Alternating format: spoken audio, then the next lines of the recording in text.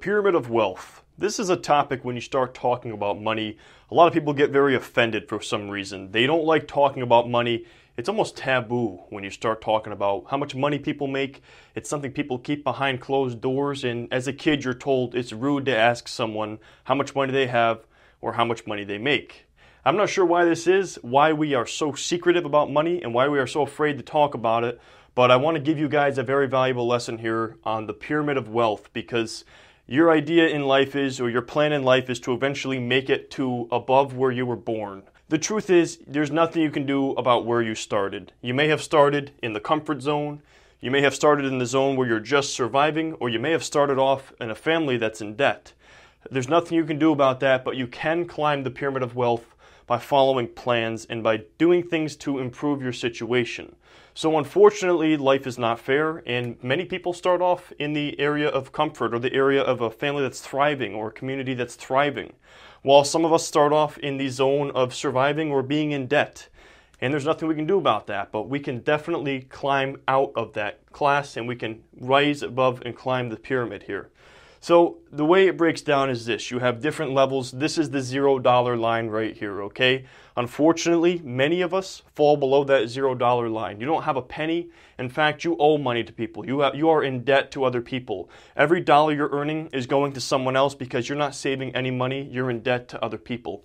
Unfortunately, most people are in the zone of just barely surviving. So you're one expense away from being in debt, or you're one bad event from being knocked on your ass, or you're already in debt and you've been knocked down and you owe money to other people.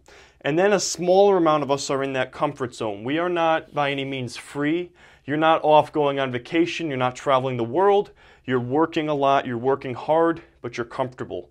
So you're not by any means somebody who is, doing what you want to be doing in your life. You're kind of still stuck in a comfort zone, but it's not a zone that you're necessarily happy in. You're just kind of present in that zone. Then you have this zone here, the three zones here. You're either thriving, and then you reach the freedom level, and then the level of being wealthy. Most of us desire to enter this level of wealth. We want to climb the pyramid of wealth and become someone who is either thriving, someone who is free. You're free to do whatever you want in your life.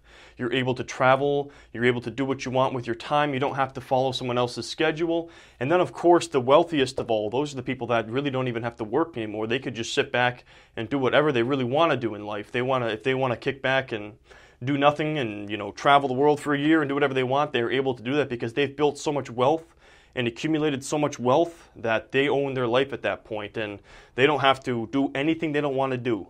While the further down you get, there's more that you have to do that you don't want to do. The reason that some people end up on top here is because they're working smarter, okay? So I know everyone out there has told you if you work hard, you're going to be successful. That's not true. That's not true. If you work hard, you might make it to the comfort zone. If you work hard every single day, if you work overtime at your job and you grind day in and day out, you might be lucky to make it to the comfort zone, where you're still working your ass off.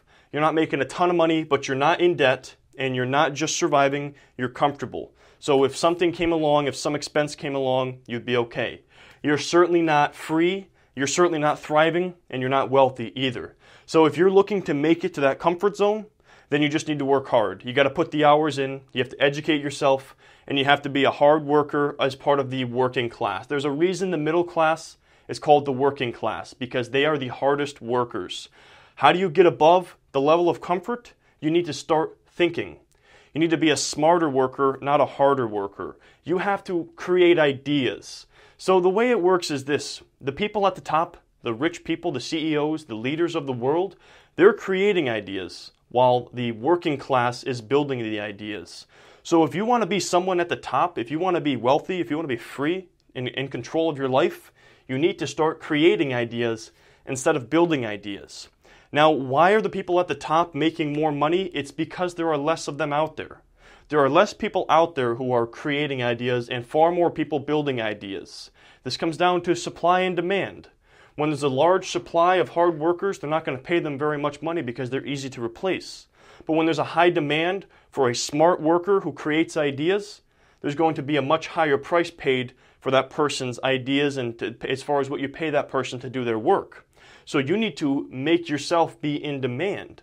You can't be part of the supply. You can't be part of the supply of these hardworking individuals out there who are just barely surviving or just in the comfort zone where, they're not having a great life, but, they're not struggling either. You need to start creating ideas. You need to start thinking outside the box. Everyone is down here in this level. Everyone you know, for the most part, is probably down here in this level. Not a lot of people break above the comfort zone.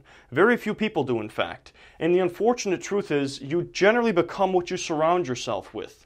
If you surround yourself with 5 millionaires, you're probably going to become the 6th. If you surround yourself with 5 broke people, you're probably going to become the 6th broke person.